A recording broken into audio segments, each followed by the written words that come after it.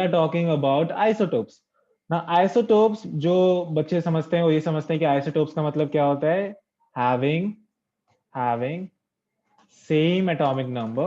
If you remember, atomic number was denoted by Z, capital Z. What we mean by atomic number? It's the number of protons, or you can say number of electrons, right? That was it. So number of protons के अलावा फिर number of electrons, उसे हम isotopes कहते थे, right? Sorry, उसको हम atomic number कहते थे. अब isotopes क्या, जिनका same atomic number हो but different mass number, right? So definition क्या है, same atomic number होता है लेकिन mass number different होता है. Mass number क्या होता था? It was capital A notation and it was the summation of actual nucleus के mass को कहते थे, right? Nucleus के अंदर क्या होता है, proton और neutrons जिनका mass होता है and number of neutrons. So ये होता है हमारा isotope. जैसे एक example लेते हैं. Let me take my pen and explain it to you. Where is my pen? Here is it. Okay. So let me take an example. Okay, बहुत अच्छे से समझेंगे. जैसे मैंने क्लोरीन लिया. क्लोरीन का एक आइसोटोप होता है. इसका जो एटॉमिक नंबर होता है 17 और मास नंबर एक 35 वाला होता है. Atomic number again 17, mass number एक 37 वाला भी होता है. तो यहाँ पे हम देख सकते हैं, फिर रिमेंबर हम नीचे क्या लिखते थे, एटॉमिक नंबर और ऊपर मास नंबर, राइट? तो यहाँ पे क्या आ गया, मास नंबर आ गया और यहाँ पे क्या होता था, atomic number. That was the symbol if you remember. So यहाँ पे तुम देख सकते हो एटॉमिक नंबर सेम है, मास नंबर डिफरेंट है. लेकिन इसको और जरा इन डेप्थ में देखते हैं कि इसका मतलब क्या है एक्चुअली में. अगर मैं इसको थोड़ा और क्लासिफाई करूं, देखते हैं जरा. So let's prepare a beautiful table. So यहाँ पे मैं एक ब्यूटीफुल टेबल बनाता हूँ. You can create your table in your notebook और take a screenshot. This is important to understand. So yes, let's write protons over here, let's write neutrons over here, and my negative people electrons, right? And let me write them smaller. Okay, so my isotopes guys will be here. So a separate column for my isotope guys. There cannot be any better representation than this. So my isotopes guy over here, isotopes, interesting name. Okay, actually iso means same. Okay, what does it mean? Iso means same, and then you can understand what isotopes mean. I don't know. So iso means same. That I know. Okay, then let's take the first one, 17 and 35. The first isotope, and the next isotope is this guy. Let me create a row as well. Okay, now अब atomic number if remember, number of protons होते थे, तो number of protons इस वाले में कितने हैं, 17 है. ओके, और वही नंबर ऑफ इलेक्ट्रॉन्स भी होते थे इफ रिमेंबर, राइट? अब मास नंबर कितना है, 35. तुम्हें याद हो तो मास नंबर मैंने बताया था कि मास नंबर क्या होता है, number of proton plus number of neutron, right? Number of neutron. So mass number is 35, proton 17 है, तो बताओ न्यूट्रॉन कितने होंगे? हाँ भाई, गणित के बच्चों.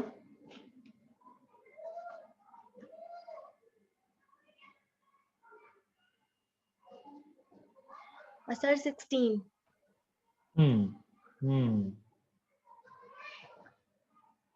गणित तुम्हारी घास चढ़ने चली गई. इतनी बढ़िया कैलकुलेशन, क्या बात है, उत्तम. हाँ भाई, 35 में से कोई 17 घटा है तो 18 आएगा. काम ना नहीं? हाँ भाई, काम ना. भैया की नाक मुंडी सब कटवा दी. चलो देखो सर क्या पूछा आपने? मैंने पूछा नंबर ऑफ न्यूट्रॉन्स कितने होंगे. अगर 35 में 17 घटाएंगे 16 आएगा, 18 आएगा? हाँ 18 आएगा सर, 18 आएगा. चलो कोई नहीं. तो अब यहाँ पे देखो दूसरे वाले में, यहाँ पे 17 अगेन प्रोटॉन्स, इलेक्ट्रॉन 17 अगेन. बताओ इस बार न्यूट्रॉन्स कितने होंगे?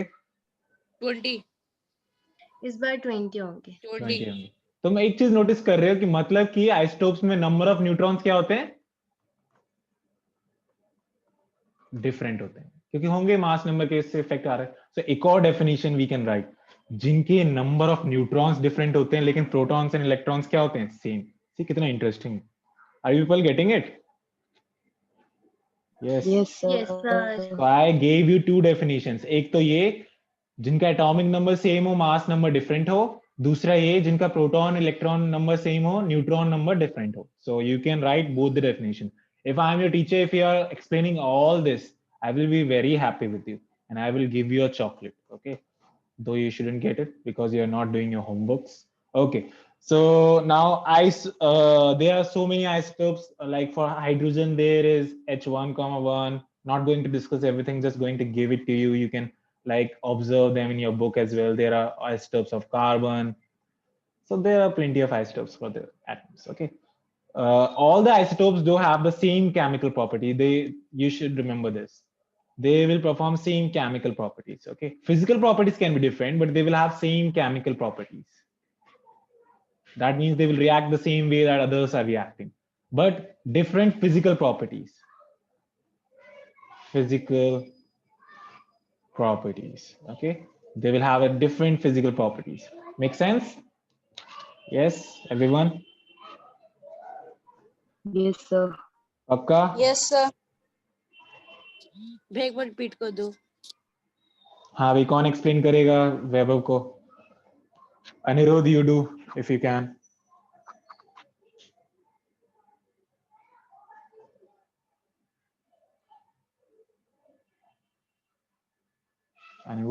अनिरुद्ध, जरा एक्सप्लेन करो वैभव को मैंने क्या बताया यहाँ पे सेम, ये क्या है?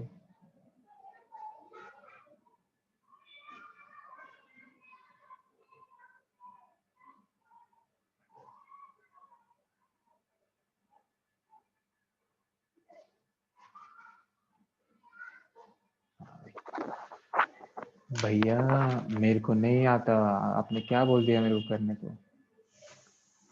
हाँ भाई, someone else explain. Sushant, you do it बच्चे.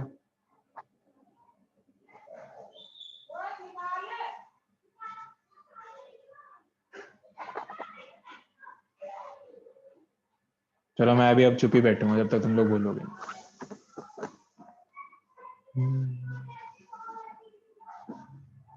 I want one of you to explain what Vaibhav just asked. Sir, may I? You should बच्चे, because बाकी तो सब गधे हैं यहाँ पे, बच्चे सारे. लड़कों ने नाक कटा रखी है मेरी. चलो. सर, तो आपने समझाया कि जो आइसोटोप्स की केमिकल प्रॉपर्टीज होती है, मतलब जो रिएक्शन होती है वो सेम होती है, बट जो फिजिकल प्रॉपर्टीज होती है डिफरेंट होती है. क्यों? क्योंकि मास में हमारा डिफरेंस आ जाता है, इसलिए फिजिकल प्रॉपर्टीज डिफरेंट होती है और केमिकल प्रॉपर्टीज आइसोटोप्स की सेम होती हैं. Very good. हाँ भाई, सामने आया वैभव कि हमारे आइसोटोप्स भैया. की केमिकल प्रॉपर्टीज सेम होती हैं, लेकिन जो फिजिकल प्रॉपर्टीज डिफरेंट होती हैं. इतना बोलना था बस. ये अनिरुद्ध, सुशांत रोबोट्स की तरह बैठ गए शांत. I don't like this at all when you people just don't. Either you should say, I don't know, sir. Okay. Please let me explain it to you again. I can explain it to you again, right? If you ask me. You shouldn't be silent because this is kind of disrespect, right? You shouldn't disrespect. अगर तुम्हारे father तुमसे बोलें कि भाई क्या करा आज, कैसा रहा, तो शांत रहोगे? नहीं, तुम्हें चांटा पड़ेगा वहीं से, उधर से. मम्मी से ऐसे बोलोगे, फ्लाइंग चप्पल आएगी, झाड़ू आएगी, राइट? मुझे मिलती है, तुम्हें भी मिलनी चाहिए. तुम लोग आओ जरा नेक्स्ट सेशन में, तुम्हारी वाट लगाऊंगा मैं. चलो ठीक है. तो ये हो गया. नेक्स्ट सेशन मतलब जब तुम ऑफलाइन आओगे 10th में, जब तुम लोग आओगे, ठीक है, जब तुम लोगों के मैं वर्ड लगाऊंगा.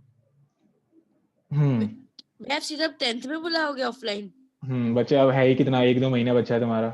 क्योंकि प्रॉब्लम क्या है कि एक्चुअली यश, ठीक है, जो यश है जो अभी आया नहीं है, उसको अगर मैं वहां से नहीं बुला सकता, वो द्वार का रहता है, right?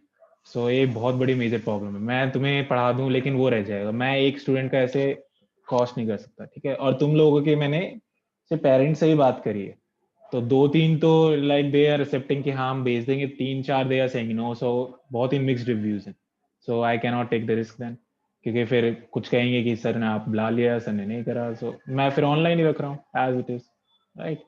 So it's not my fault, it's the Covid fault. Okay, so let's talk. दो मेरे को तो ऑनलाइन गुड लगता है because you get revision videos you can do again and again, right? चलो, अब जो टॉपिक आइसोटोप्स के अंदर एक और छोटा सा टॉपिक है जिसे कहते हैं कि fractional atomic mass of elements, ठीक है? सो इसको हम डिस्कस करते हैं. इसको ध्यान से देखना, और specially Anirudh and Sushant, I will ask questions from you now.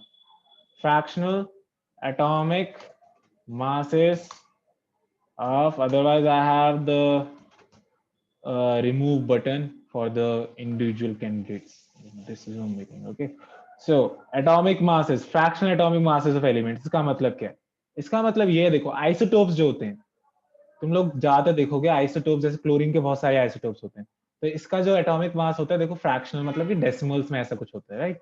तो ऐसा क्यों होता है? ऐसा इसलिए होता है क्योंकि उनके पास क्या होते हैं, आइसोटोप्स होते हैं। मतलब क्लोरीन भी है, एक तो ये वाला था, ओ माय बैड, एक तो ये वाला था और एक और होता है ये वाला, राइट? सो क्योंकि आइसोटोप्स होते हैं, इस वजह से इनका जो एटॉमिक मास होता है, इन दोनों का एवरेज एटॉमिक मास का, इन दोनों के एवरेज का होता है जो आता है फाइनली। मतलब कैसे? क्लोरीन नेचर में दो तरीके से एग्जिस्ट करता है। 75% जो है वो एग्जिस्ट करता है in the form of chlorine, ये वाला आइसोटोप, और 25% जो होता है वो ये वाला आइसोटोप होता है नेचर में। So, इसलिए हमें क्या करना होता है, हमें दोनों का एवरेज एटॉमिक मास निकालना पड़ता है। अब एवरेज एटॉमिक मास कैसे निकलेगा, ध्यान से देखो, इस पे क्वेश्चंस भी है क्योंकि एनसीईआरटी में एवरेज एटॉमिक, जो ये तुम्हें मिलता है बुक्स में लिखा हुआ, average atomic mass of chlorine कैसे निकालेंगे?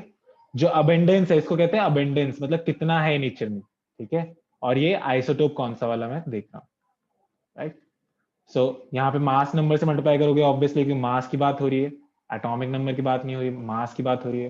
तो 75% किसका, 35 का लेंगे पहले वाले का, फिर 25% किसका लेंगे, 25% लेंगे हम दूसरे वाले का। सो अगर मैं इन दोनों को अगर सॉल्व करूं, ये 2625 over 100 something and this is 925 over 100 something, so this is 26.25, this is 9.25, इन दोनों को अगर मैं ऐड करूं, I will get 35.5 U, which is actually the case। Chlorine का यही होता है। तो वो क्यों होता है पॉइंट में? क्योंकि यहाँ पे आइसोटोप्स थे, अलग अलग अबेंडेंस होती है, इस वजह से। Does that make sense now? Yes everyone, clear? कोई डाउट है तो पूछो, फिर मैं क्वेश्चंस पूछना स्टार्ट करूंगा। कोई डाउट है तो पूछो। नो भैया। No doubt? Yes Sushant and Aniruddh, कोई doubt? No sir, no doubt. चलो तो क्वेश्चन पूछ रहा हूँ सुशांत, पहले तुम बताओगे फ्रैक्शनल एटॉमिक मास या फिर डेसिमल एटॉमिक मास क्यों होता है कुछ एटम्स का?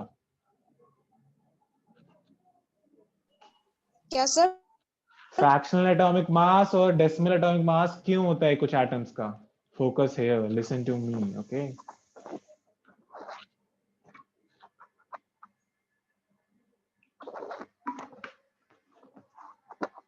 भाई कुछ एटम्स का डेसिमल में या फिर फ्रैक्शन में एटॉमिक मास क्यों होता है?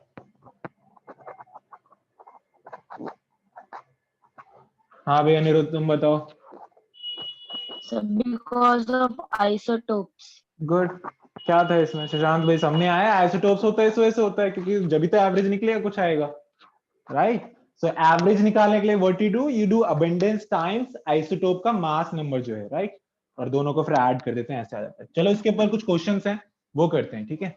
एक्चुअली तुम्हारे एनसीईआरटी में ही होंगे, तो सबसे पहले वही कर लेते हैं, फिर एनसीईआरटी पे जब आएंगे जब भी देख लेंगे एक और बार। आइसोटोप्स के ऊपर, अबेंडेंस के ऊपर क्वेश्चंस हैं। Let me see where is it, no is it here, not at all, मिल गया, पकड़ा गया।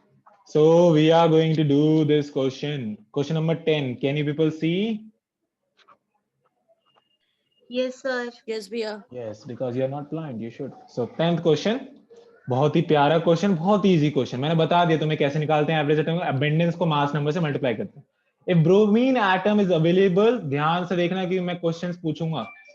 If bromine atom is available in the form of say two isotopes, this bromine, we have bromine this 79 35, जिसके abundance कितनी है? एक table सा बना लेते हैं ऐसे, राइट? अबेंडेंस, इस वाले की अबेंडेंस कितनी है? 49.7%। और दूसरे वाले की अबेंडेंस कितनी है? इस वाले आइसोटोप की अबेंडेंस है 50.3%। Calculate the atomic average mass. Now if you remember average atomic mass के लिए क्या करते थे? अबेंडेंस लो पहले वाले की, उसको क्या करेंगे? उसको मल्टीप्लाई कर देंगे किससे? इसके मास नंबर से 79। सो 100 लिख देता हूं मैं परसेंट की जगह। यहाँ पे ओवर 100 हो जाएगा परसेंट का और 79, फिर प्लस दूसरे वाले का 50.3 over 100 times 81. Bit calculative, but you can do it. 49.7 times 79. कोई करके दिखाए जल्दी से. कोई आए तो कर जाए प्रॉब्लम जल्दी से भाई. कर.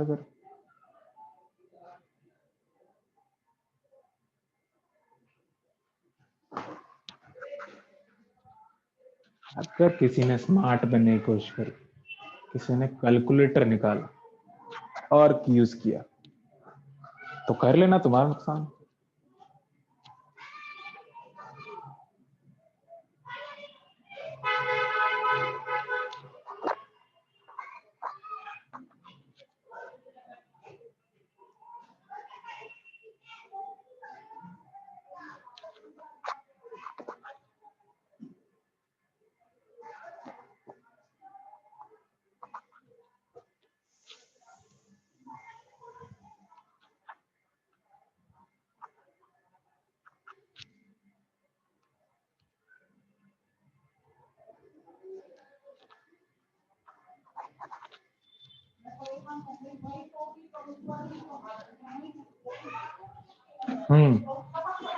देखो भाई, सो मल्टीप्लाई करोगे तो ऊपर वाले को इन दोनों को तो यू विल गेट 3926.3 ओवर 100.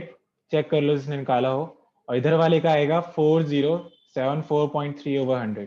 अब डेसिमल्स आगे स्विच कर देते हैं, 2 जीरोस हैं क्योंकि, तो हो जाएगा 39.263 प्लस 40.743. इन दोनों को ऐड करोगे you will gate 80.006. Approximately you can say 80 right. So that's your answer. सबको समझ में आया? यस, कैलकुलेशन है लेकिन the concept you should understand, right? Yes sir. Good. क्योंकि यही क्वेश्चंस हैं जो बच्चे आधे से ज्यादा छोड़ देते हैं, ये वाले जो क्वेश्चन 10th और 11th, और यही एग्जाम में पे देते हैं teachers. So 10th is done. Let's do 11th one. 11th one is very, very interesting. So what I'm going to do, I'm going to take the screenshot of this and going to take it over to my whiteboard. It's a bit lengthy, but easy to understand if you keep your eyes on the screen while I'm doing my question for you, right? This will make you different from other students because these questions are mostly left out by students and you will not left them out because you are brilliant students. You are smart students, those who don't do their homework.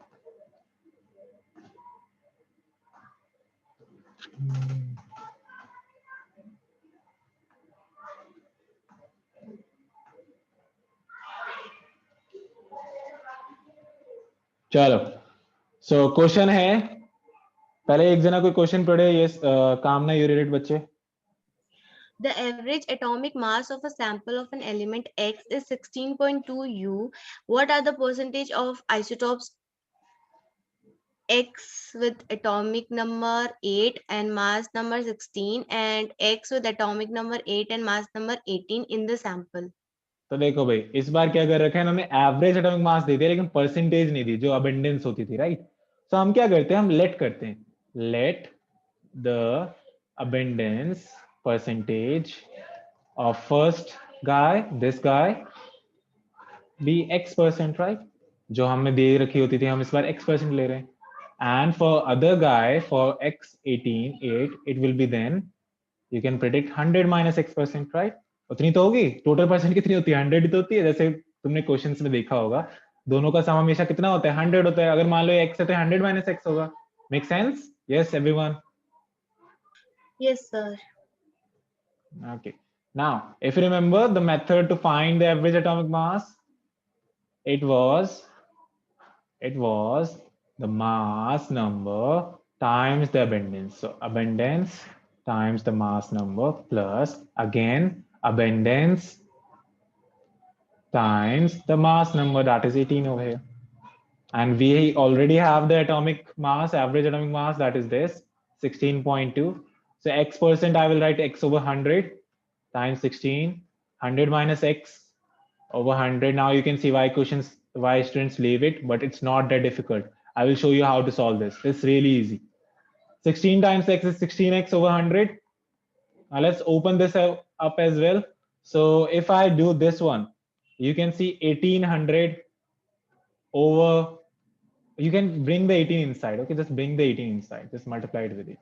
Now you can take the LCM, right? It's 100 only, isn't it? It's just 100. So 16x plus 1800 minus, I'm telling you again, don't forget to practice this question again after this session. Now you can do cross multiplication with the 100 of this guy. And 1800, 16x और minus 18x will be minus 2x. ये दो zero इससे एक zero निकाल दो, ऐसे समझ लो. तो 1620, 1800 minus 2x. Now you bring this 2x over here and this constant over here to solve for x, basic algebra. So 2x equal to what? This will be 180. So x will be 90. So मतलब कि पहले वाले की ये बेंडेंस 90% है, तो दूसरे वाले कितनी होगी बालक? 10%. सबको क्वेश्चन सामने आया? यस, इजी था, मेरे लिए तो था, पता नहीं तुम लोगों को लगा नहीं लगा. यस भैया. सबको इजी लगा? यस. और do you want me to go through it again? Yes. Is it clear to everyone? Other विद्यार्थी, बाकी बालक कृपया हाँ या फिर ना करें, भैया की बेइज्जती ना करें.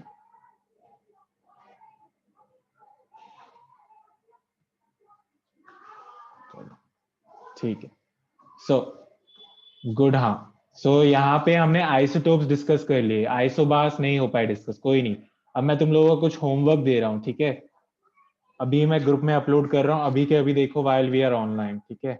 बिल्कुल जो आज हमने प्रैक्टिस करें 2 क्वेश्चन उसी के ऊपर हैं. अगर आज ही कर लोगे तो ये क्वेश्चन कभी लाइफ लॉन्ग नहीं भूलोगे और फुल मार्क्स आएंगे इस वाले पर्टिकुलर टॉपिक में. So it's the 18th and the 19th question that I am sending you from the photo.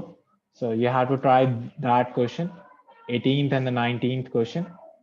So let me send the photo. I think it is clear. So 18th, try 18th and 19th, that is your homework. And then another homework is I will ask you what are isobars. Okay, इसे detail में पढ़ना है. Next time हम इसके क्या करेंगे, NCERT questions discuss करेंगे.